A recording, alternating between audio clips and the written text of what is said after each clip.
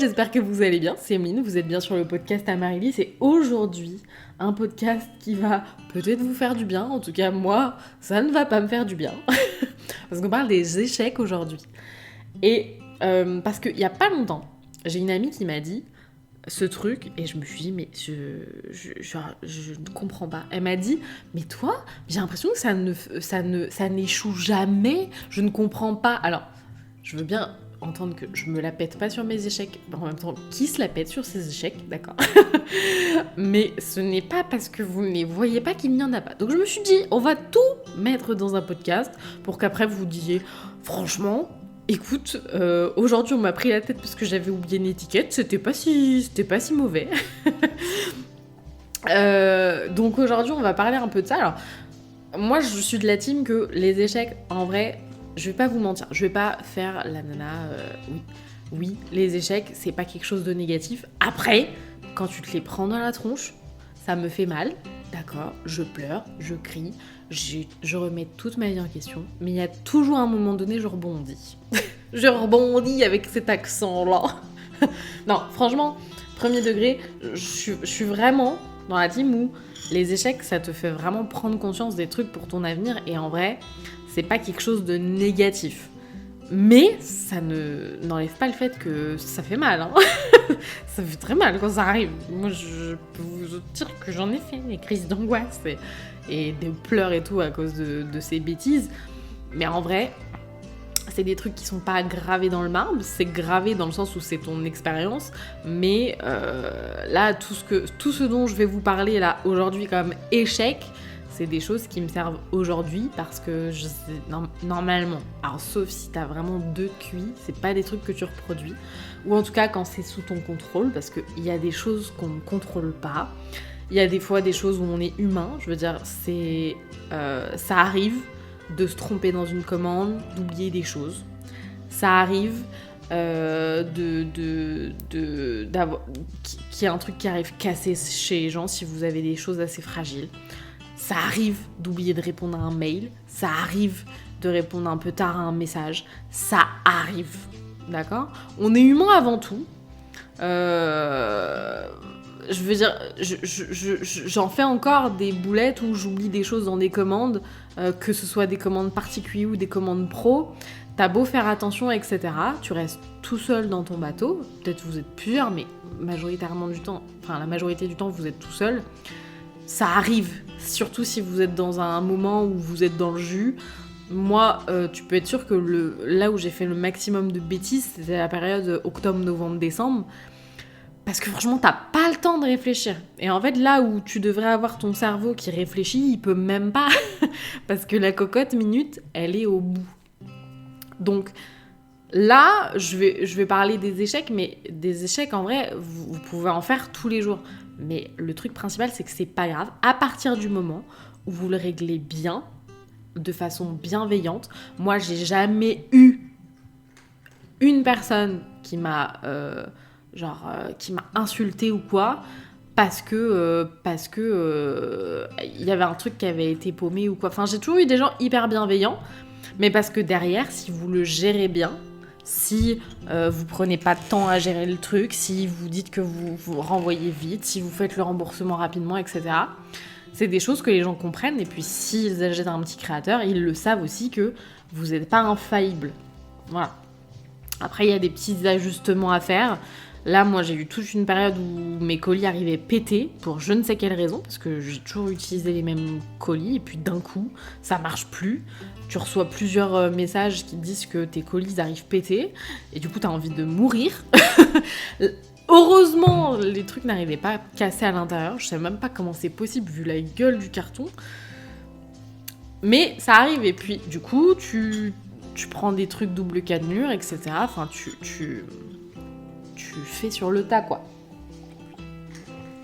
Aujourd'hui, on va parler des 6 gros échecs qui me sont passés par la tête quand j'ai réfléchi à ce truc. Et je viens de voir qu'il y en a un que j'ai mis 2 fois. Donc il y en aura 5, mais je vais sûrement en trouver un. Je vais sûrement en trouver un là-dedans. La première bêtise que j'ai faite, mais qui est pas vraiment une bêtise, mais en même temps comme aucune des choses que vous allez voir, c'est mes premières commandes. Toutes mes premières commandes ont été une catastrophe, d'accord ? Les bougies arrivaient pétées, les bougies étaient déformées, les fleurs s'étaient barrées, c'était une catastrophe. En fait, au début, je pense que le mieux, c'est de tester ou quoi, ou éventuellement de demander si t'as des copines. Mais au début, t'as pas de copines, tu connais personne. Du coup, t'essayes d'emballer ça avec ce que tu peux. Et en l'occurrence, des fois, ce que tu peux, ça marche. Et puis, des fois, ça marche pas. Et là, en l'occurrence, ça ne marche pas. Alors franchement, je vous le dis honnêtement. Des fois, là, je me dis, j'emballe des trucs. Ils sont emballés, mais franchement, comme des militaires sont habillés le matin. Et genre, ça arrive pété. Et puis des fois, j'emballe, mais j'emballe pas de zinzin. Et ils arrivent nickel. Je ne comprends pas cette logique. J'ai l'impression que moins c'est protégé, mieux ça arrive. Mais d'un côté, bon, ça dépend. Mais en tout cas, les premières commandes, c'était vraiment une grosse dose de stress. Parce qu'en plus, au début, je les faisais vraiment à la commande. Parce que j'avais vraiment une commande tous les 36 du mois. Donc je les faisais vraiment à la commande quand j'avais une commande. Et quand ça arrivait, le couvercle arrivait pété, ça arrivait cassé, la bougie elle était pas ouf et tout. Donc c'était assez compliqué. J'ai envie de vous dire que c'est un truc un peu logique au début. C'est pour ça aussi que de base mes produits je les avais mis moins chers parce que je savais qu'il y avait ce truc potentiel qui pouvait arriver. Ou genre t'es pas comme un zinzin au début. Mais j'avoue que moi qui suis quand même assez empathique avec les gens et qui ai du mal avec le fait d'être quand même prise pour une teubée, je m'en suis pris là dans cette période-là des messages qui étaient pas méchants, mais où tu te dis putain j'ai pas donné tout ce que je pouvais donner quoi. Donc ça fait un peu chier. Ça s'est réglé maintenant. Il y a toujours de temps en temps de la casse qui arrive, mais ça peut arriver à partir du moment où vous envoyez des pots, vous envoyez des trucs fragiles, c'est des choses qui arrivent. Maintenant, je les prends avec un peu plus de recul. Et puis, c'est des problèmes qui peuvent se gérer rapidement. Le truc principal dans ces cas-là, c'est de ne pas paniquer. C'est que tout problème a une solution. Même si à l'instant T, ça vous fait perdre de l'argent, le but principal, c'est de ne pas perdre la confiance de la personne que vous avez. Moi, j'ai des gens avec qui, il y a des trucs qui sont arrivés pétés, et puis pour autant, ils continuent de commander chez moi, parce qu'ils savent que s'il y a un problème, il y a réaction derrière, et c'est pour ça que j'essaye de réagir assez rapidement dans ces cas-là, parce que le truc principal, c'est de ne pas perdre la confiance. Si vous réagissez bien, moi la première, mettez-vous dans ce mood-là, vous avez un mauvais truc et tout, le truc réagit vite, franchement, ça vous enlève quand même une charge mentale, quoi. Donc voilà un petit peu pour ça. Deuxième échec que j'ai eu, alors là c'est quand j'ai voulu commencer à faire un peu mes pas dans les boutiques et tout. Parce que en fait ça faisait, je sais pas, ça devait faire un an et demi que je commençais à travailler dans mon salariat. Et je sais pas, j'ai eu une période où j'en pouvais plus. J'avais plus envie d'aller travailler là-bas. C'était avant que j'ai ma mutation et tout, et je sais pas, j'avais un mood où je voulais faire que des bougies dans ma vie quoi. Et du coup je me suis dit mais attends, je vais aller il faut que je trouve des boutiques. Et je me suis dit que il fallait être un peu couillu. Je me suis dit que le plus simple c'était de prendre un truc qui était dans ma ville, d'accord. Donc j'y suis vraiment allée avec mon petit catalogue que j'avais soigneusement préparé et mes photos, etc. Et j'ai été dans les petites boutiques de ma ville et j'avais essayé de faire des prix, qu'il fallait, etc. Pour que moi ça me paraisse pas déconnant. Franchement, si je les revoyais, je me souviens un peu des prix que j'avais mis. Si je me revoyais, je me foutrais une claque, d'accord. Mais c'est même pas ça le pire encore. C'est que j'ai trouvé finalement une petite boutique. Donc ça a été ma première boutique où il y avait mes bougies. Et en vrai, je crache pas dessus parce que c'était une très bonne expérience. Ça a pu me montrer que c'était des produits qui plaisaient en physique, etc. C'était vraiment hyper sympa. Le souci que j'ai eu, c'est que j'avais pas assez encore de bouteilles et de confiance dans mon truc. Et que du coup, quand on m'a dit, bah moi je peux pas faire ce prix-là, je vais faire ce prix-là. Enfin, moi je voulais prendre qu'à ce prix-là, bah j'ai dit oui, comme un bon toutou. Et c'était un prix vraiment dérisoire. Sachant que de base, j'avais mis un prix dérisoire, d'accord et elle, enfin cette personne-là m'en proposait encore moins. Et j'ai dit oui parce que je me suis dit, de toute façon, ça serait une bonne expérience. Et c'est le cas. En vrai, ça a été une très bonne expérience. Mais du coup, tout le travail que je faisais pour ça me servait pas à grand-chose, à part me donner de l'expérience. Mais en soi, niveau rentabilité, on était vraiment ras les cacahuètes. Et ce qui me manquait à l'époque, c'est juste la confiance de dire bah non, moi je peux pas aller au-delà de ça, je peux pas aller en deçà de ça, moi c'est le prix juste pour moi. Et du coup ça marchera pas, donc au revoir. Maintenant j'ai vraiment le truc de c'est les prix là, et puis si c'est pas les prix là pour toi, c'est pas grave, ça sera les prix là pour quelqu'un d'autre. Faut pas des fois déjà il y a des boutiques qui abusent un peu par rapport à ça, qui essayent un peu de justement d'user de ce stratagème où vous n'êtes pas hyper confiant sur votre truc et du coup on peut se permettre de comment dire, de marchander un peu.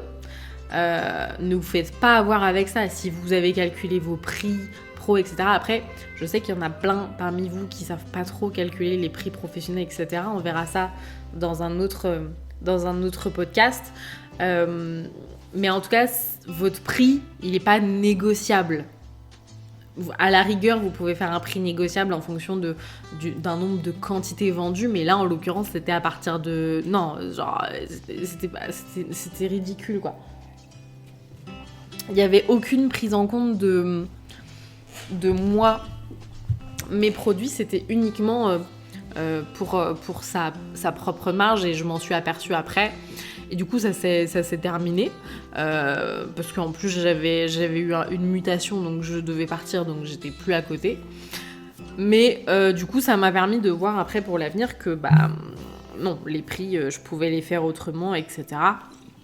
Et que ça m'empêcherait pas de les vendre pour autant, parce qu'il y a aussi le doute où t'es en mode, si tu les mets pas à ce prix-là, ça partira pas. Moi, je pars du principe que le prix, du moment qu'il est justifié, ça partira. Voilà, après c'est mon humble avis. Mais en tout cas, voilà, si je peux vous éviter de faire cette même bêtise d'avoir quelqu'un qui veut marchander sur vos prix alors qu'il s'agit de vos prix, pensez-y à 2 fois. Alors soit vous le prenez en mode c'est mon expérience et du coup je suis prête à pas être payée de zinzin parce que je veux voir comment ça fonctionne en physique, ce qui est possible, parce que c'est ce qui m'a permis après de voir que ça fonctionnait dans les boutiques physiques. Et du coup, ça m'a quand même rassurée dans ma confiance en mon produit. Ça m'a donné confiance en mon produit pour ça. Si vous partez du principe que vous voulez faire du bénéfice sur ça, c'est plus compliqué. D'autant plus que ça dépend si vous faites du dépôt ou de l'achat-revente, ou etc., etc. Voilà un petit peu. Ça, c'était pour les débuts en tant qu'achat-revente. J'ai Tournesol qui est en train de jouer avec mon collier. Ça, c'était pour les débuts dans l'achat-revente. J'ai eu dans les dépôts-ventes aussi mon lot de... En fait, les dépôts-ventes, c'est un peu pareil. Autant un achat-revente, ça peut être chiant en fonction de la personne que vous avez en face de vous qui peut-être malhonnête, etc. Mais j'ai envie de vous dire, un achat-revente, ça peut s'arrêter assez simplement. Autant un dépôt-vente, si les gens sont pas corrects en face de vous, et ça peut vous mettre une charge mentale de zinzin. Et en l'occurrence, j'ai eu un dépôt-vente. Alors, je l'ai mis dans la case échec, mais en vrai, c'est pas dépendant de moi, parce que j'estime avoir tout fait. Mais en fait, j'ai un dépôt-vente que j'avais contacté, avec qui j'avais été au téléphone et tout, et c'était super bien passé. Et j'ai été Enfin, j'ai eu 2 fois le récap. J'ai pas fait... Enfin, vraiment, j'ai fait 2 ventes, quoi. Ce qui est vraiment très peu. Et je me suis dit, bon, c'est pas grave. Dans le pire des cas, ça s'arrêtera, etc. Donc, novembre, décembre, j'ai le récap. Janvier, j'ai pas de récap. Février, j'ai pas de récap. J'envoie des mails et tout, j'ai pas de réponse. Surtout que c'était des loyers, donc moi je continuais d'envoyer les loyers quand même, tu vois, parce que j'estime que faut pas mettre les dépôts dans la merde, parce que eux ils ont des loyers quand même physiques à payer.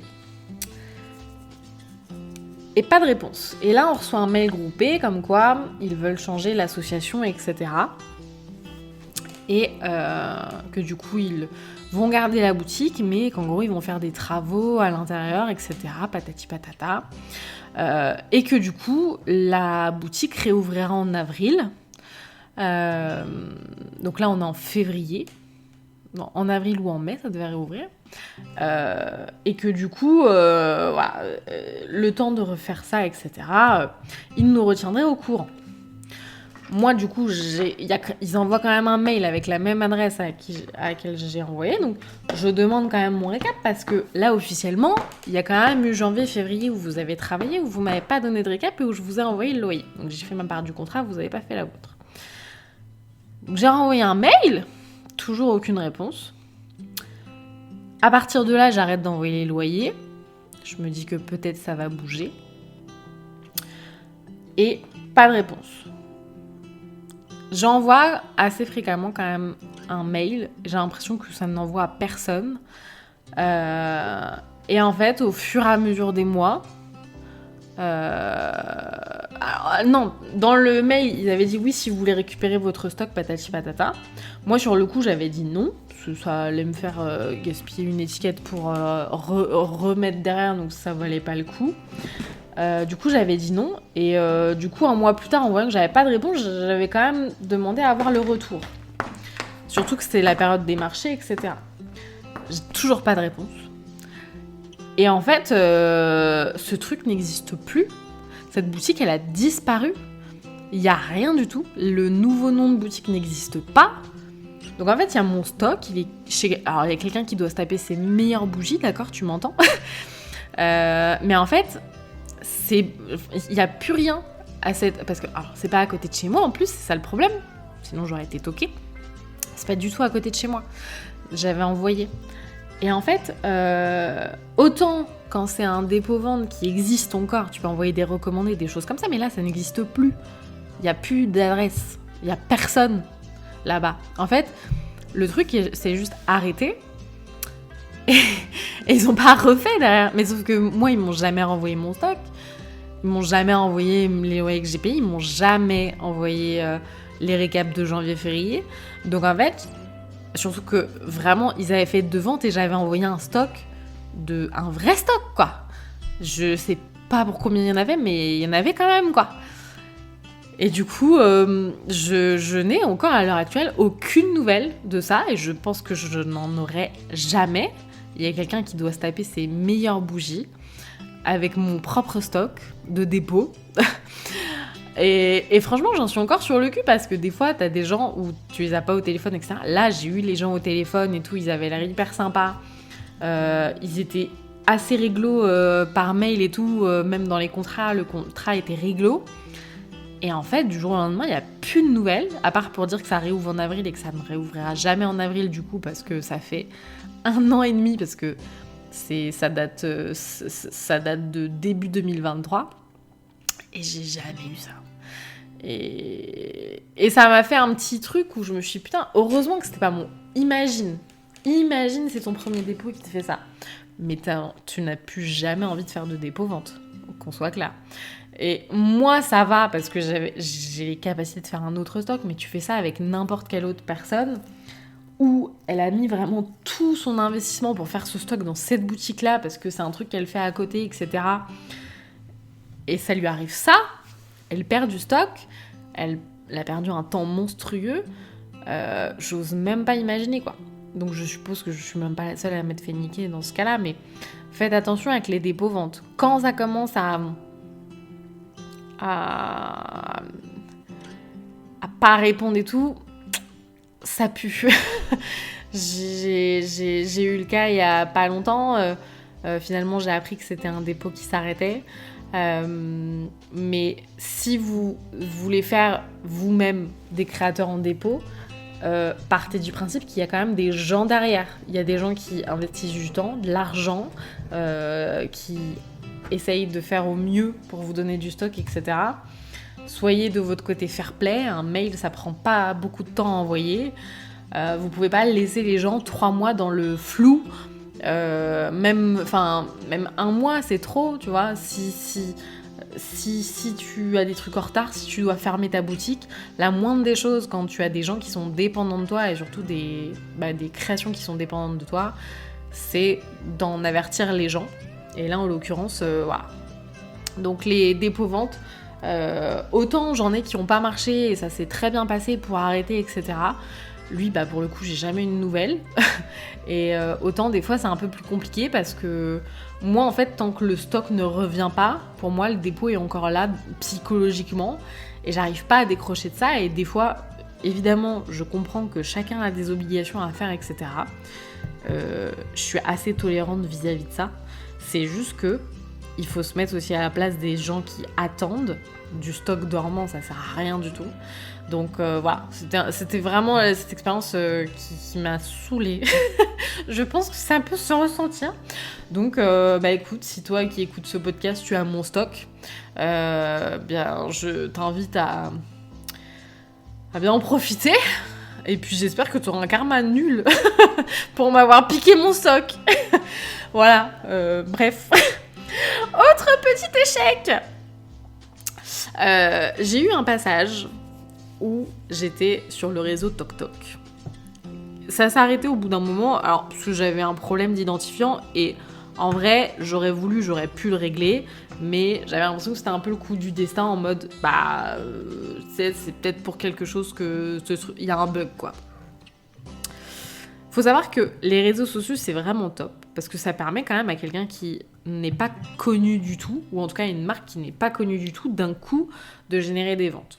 Et le réseau sur lequel ça le fait le plus facilement possible, je trouve, c'est quand même TikTok.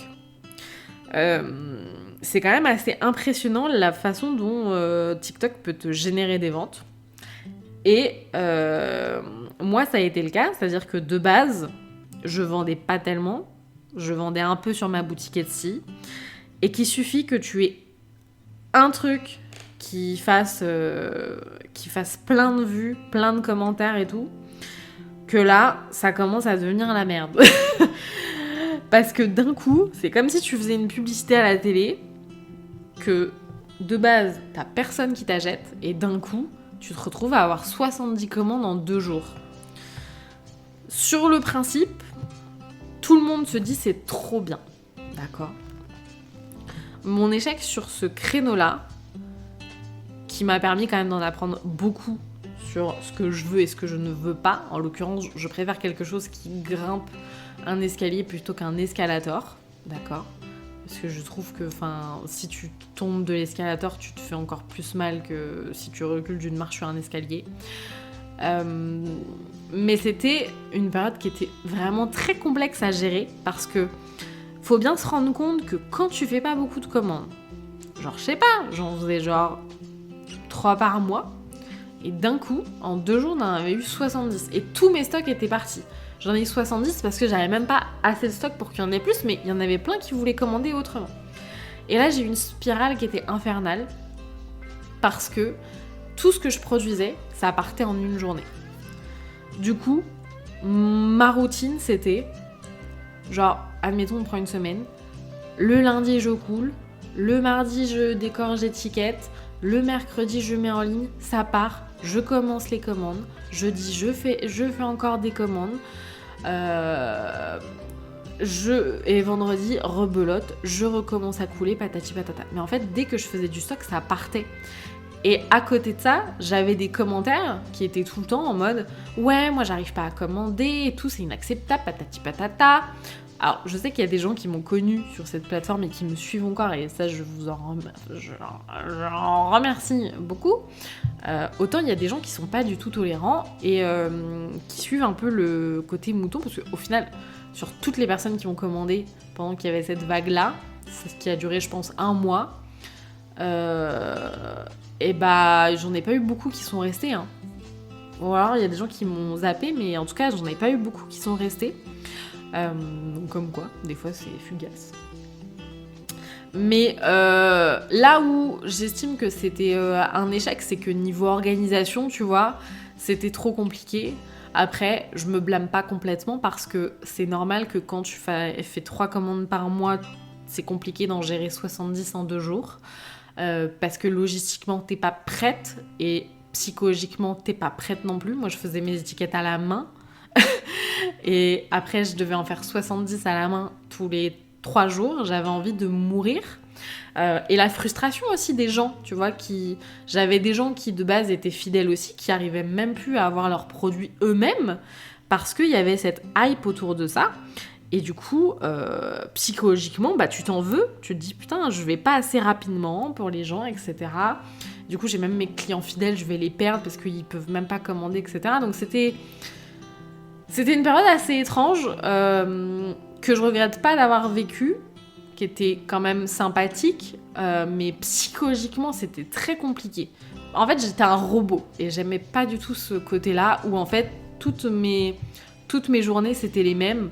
Et le cercle, c'était tout le temps la même chose. Je pouvais pas partir de ce cercle parce que sinon, c'était pas gérable.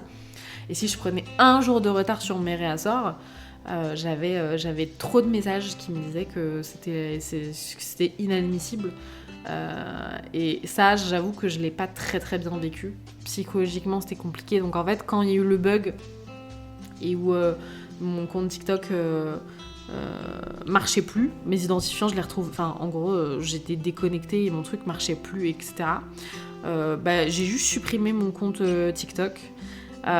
Et du coup, je me suis focalisée uniquement sur Instagram. Alors, j'ai perdu beaucoup de chiffres, j'ai perdu beaucoup de clients.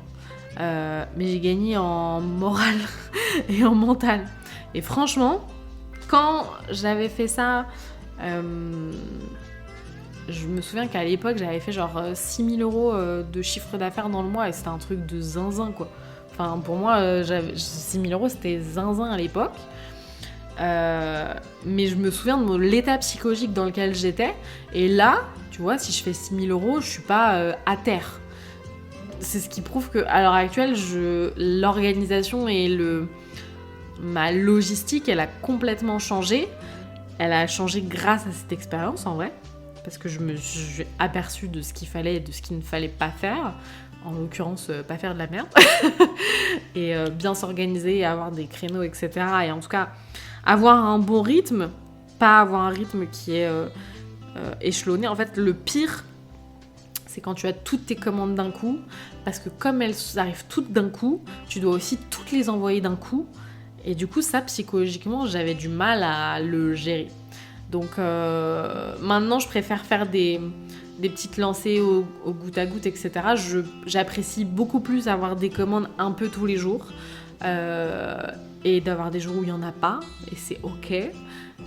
Même si quand il y a des nouveautés, etc., évidemment, c'est des moments où il y a un peu plus de matière, mais en tout cas, voilà, ça m'aura appris en tout cas à mieux m'organiser et à comprendre qu'il faut mieux prendre son temps pour grimper les échelons petit à petit que grimper trop vite, parce que franchement, quand vous l'avez vécu, vous pouvez pas...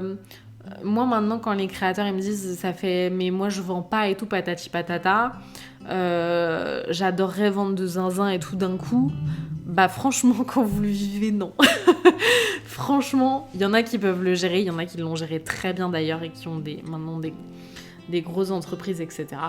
Moi en l'occurrence, j'avais pas la capacité. Et ça, faut l'accepter en vrai. Donc je l'ai accepté et puis ça m'a permis de mûrir sur ce point-là et de savoir ce que j'avais envie et pas envie. Et en tout cas, voilà pour le coup. Dernier petit échec, et on pourra s'arrêter là. Alors, j'en ai plus que ça en vrai, hein, mais là j'ai vraiment les trucs qui me sont venus en tête où ça m'a fait... C'est aussi en fait, c'est les échecs qui m'ont fait le plus grandir. Après, les conneries, j'en ai plein. Mais à part me dire, bon, t'as été un peu con, ça m'a pas fait grandir de zinzin. Le dernier truc sur lequel je voulais interagir, c'est... je pense que c'est une bêtise que beaucoup auraient tendance à faire. Et du coup, je me dis que si jamais je peux empêcher quelqu'un de faire la bêtise en parlant, ça peut être pas mal.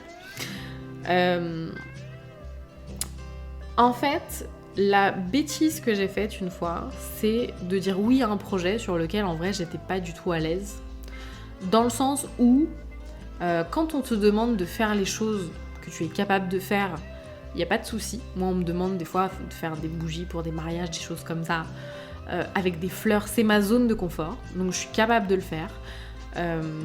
Mais en fait, c'est à partir du moment où tu dois sortir de ta zone de confort dans la précipitation où j'ai merdé. Et franchement, j'ai perdu en crédibilité, en ego, j'ai perdu en pas mal de choses. Même si en vrai, ça s'est pas fini en mode... ça s'est fini cordialement.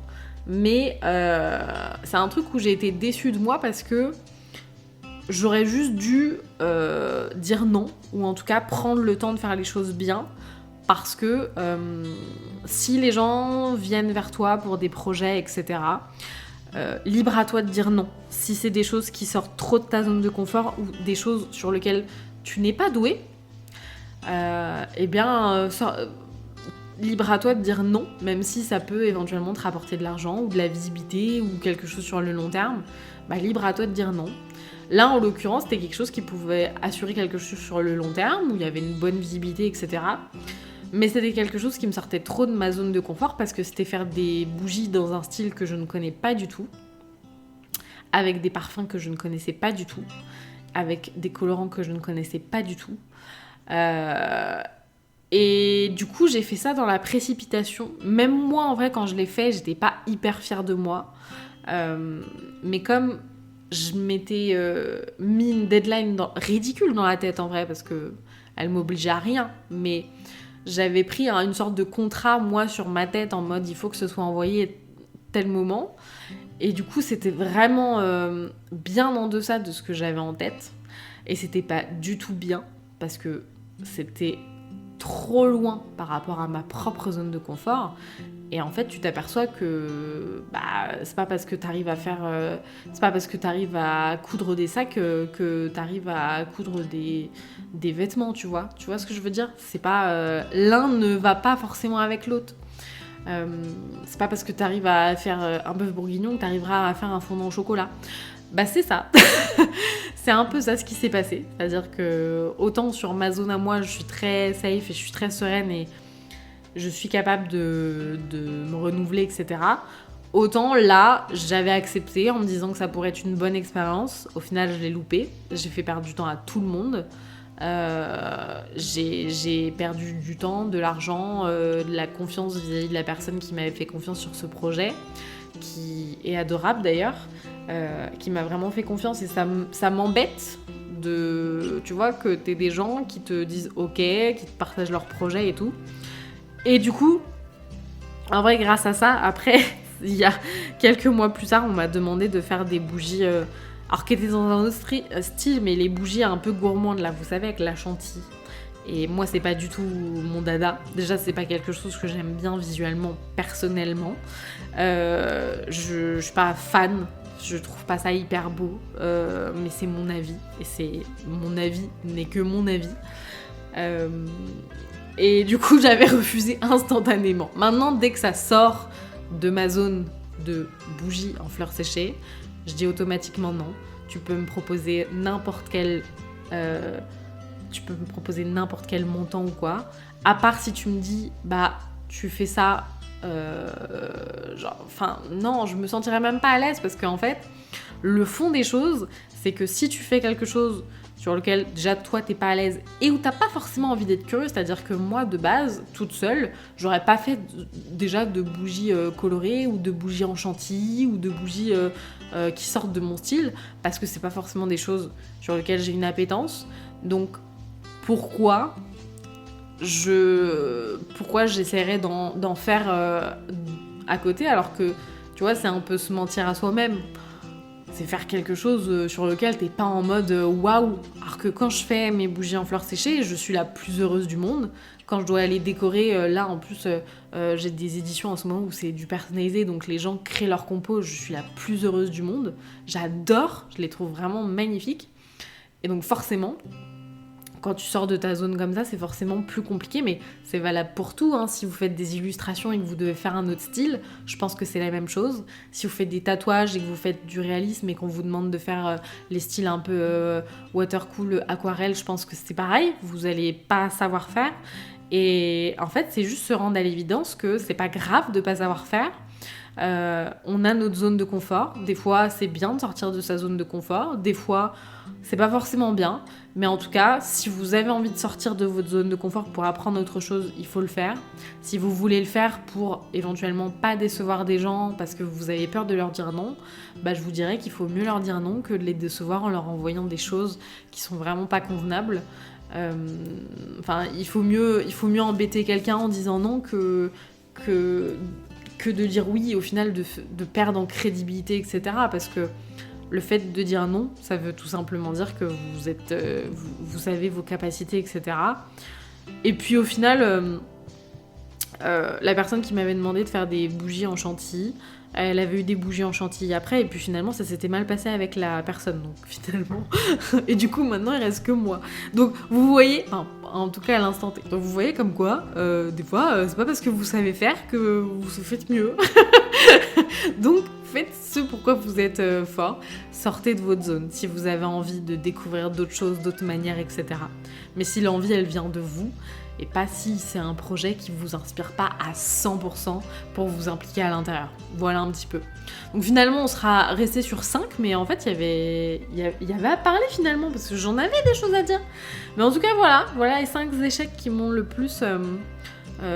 en tout cas ceux à qui j'ai pensé quand j'ai réfléchi à ce thème, parce que c'est ces 5 bêtises que déjà j'ai pas réitérées derrière, et qui m'ont beaucoup appris et qui ont beaucoup apporté dans le fait que je sois là où je suis présentement. Et si ça peut, ne serait-ce que à une personne parmi vous, se dire ah putain mais en fait tout le monde fait des conneries quoi. Parce que c'est un fait, hein, tout le monde fait des conneries, tout le monde fait des erreurs, tout le monde fait des bêtises, donc vous êtes légitime à faire des bêtises, et au contraire c'est les bêtises qui permettent de vous forger. J'aurais pas fait ces 5 bêtises, je serais pas au stade où j'en suis aujourd'hui, et je suis très contente de où je suis aujourd'hui. Donc voilà, si vous avez des choses sur lesquelles vous êtes bloqué, des choses sur lesquelles vous êtes déçu, etc., déjà, parlez-en autour de vous, ça fait toujours du bien. Quand, évidemment, comme je dis à chaque fois, quand vous avez un entourage qui est bienveillant, transparent, neutre, mais faut pas hésiter à parler si vous êtes bloqué sur des choses ou si vous êtes déçu. Là, je vous parle de ces 5 choses avec détachement, parce que j'ai pris conscience de ce que ça m'a apporté, etc. Mais vous m'auriez demandé à l'instant T, j'étais au bout du gouffre. Donc voilà. Mais si ça a pu aider ne serait-ce qu'une seule personne qui écoute ce podcast aujourd'hui, bah franchement, j'aurais été contente de parler avec vous pendant presque 40 minutes. En tout cas, merci de suivre l'aventure Amaryllis, parce que on n'a pas beaucoup d'abonnés, mais du coup, à chaque fois qu'il y en a des nouveaux, je les vois. À chaque fois qu'il y a des nouvelles lectures, je les vois. Et franchement, ça fait chaud au cœur, parce que franchement, c'est pas quelque chose que j'ai lancé pour me faire de l'argent, pour faire un business ou quoi. C'est vraiment quelque chose où je me suis dit, si ça peut ne serait-ce que donner confiance ou inspirer ou que sais-je, une personne, franchement, j'aurais eu... je serais la plus heureuse du monde. Donc voilà, n'hésitez pas à me dire si jamais ça vous a aidé, etc. etc. Ça me fait plaisir, et puis surtout, ça donne envie de faire d'autres thèmes, d'autres projets, etc. En tout cas, je vous invite à me retrouver sur les réseaux sociaux Instagram, @amaryllispodcast. Vous pouvez retrouver ce podcast sur Spotify et sur YouTube. Et puis je vous retrouve pour une prochaine fois. Je vous dis à la prochaine. Bye.